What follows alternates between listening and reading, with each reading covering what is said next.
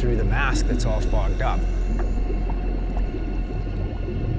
So I don't know how deep I am. I don't know where I am. I can't see, and it's pretty high stress.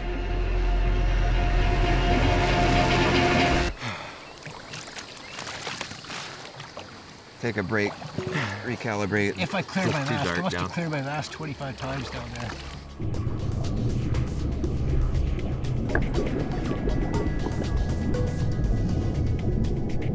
I always thought cave diving was those with an underwater death wish took up cave diving. And what's really clear is it's very, very skilled. It's incredible.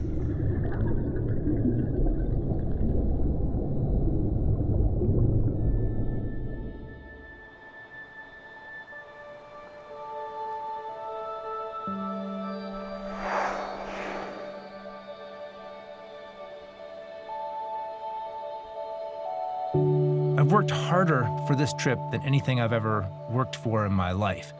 All the same energy of training for competitions has gone into learning how to dive with a reasonable degree of proficiency and learning about the Greenland ice cap and what to expect.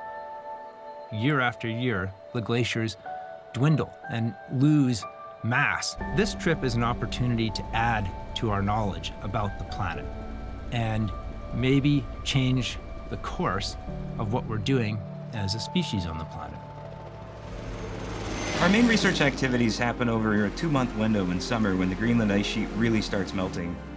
We get these enormous lakes that form on the top of the ice sheet and they spill out into rivers. Those rivers kind of flow and wind their way around the different topographic depressions until they disappear in these enormous holes in the ice called moulins. How meltwater flows through moulins plays an important role in regulating how fast the glaciers move, and in turn how fast icebergs are delivered to the ocean, which controls how fast sea level rise. Ultimately, trying to understand how glaciers are moving in response to this meltwater flow is a lot like trying to study human biology without understanding what the circulatory system looks like. Good to see you again. Yeah, likewise. Yeah, a little colder than the last time. Yeah. Yeah, it's not Florida, is it? No, yeah, definitely not.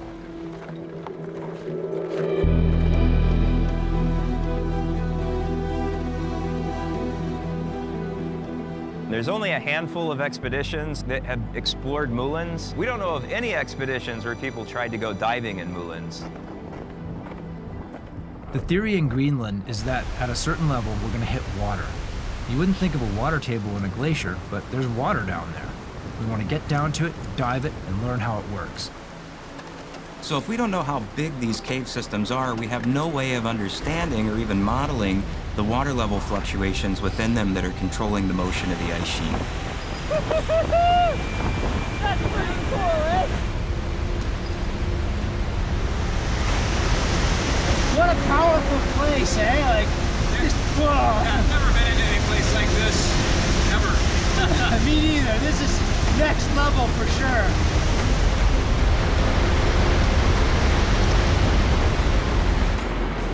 It is loud in there.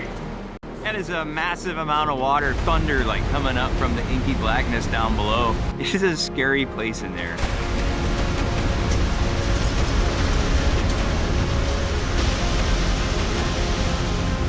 Way too much water right now.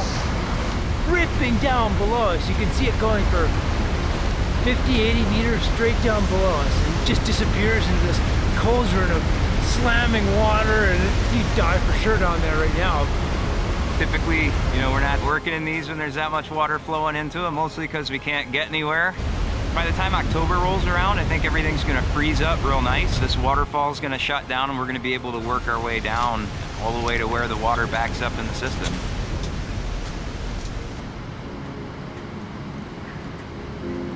Yeah, this is looking good. We have potential to do what we want to do, which is go farther under the ice than anybody's ever been, and add a few things to the scientific database about how ice works. This is great.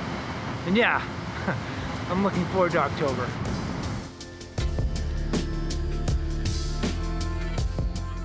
Ilulissat is this beautiful, picturesque town on the west coast of Greenland. We look out off in the bay, and there's like these enormous, like stadium-sized icebergs, like floating off in the distance. So the plan here at Ilulissat is to dive around icebergs and get used to our system so that we can function when we do the same thing up on the glacier. How you doing, Will? That is cold. Yeah, The dude. first thing that happens when your face hits that water, it's like you've been punched or something. It's just miserable. I can't feel my lips.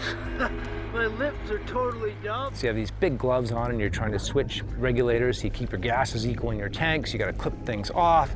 And the first dive, honestly, we couldn't do that. We couldn't hold it together. It's definitely a cold 10 minutes. Oh, that was all that was 10 minutes. Oh, you got a hand if you could hop. You sort of expect it to be cold. It shouldn't be a surprise. Eh? There's icebergs in it. But then you get out there. I don't know about you, but my lips went numb. Oh, yeah. I felt a lot better when they went numb. It's like, oh. Yeah, after the catastrophe, the first dive, couldn't really go much worse than the second. And it went better.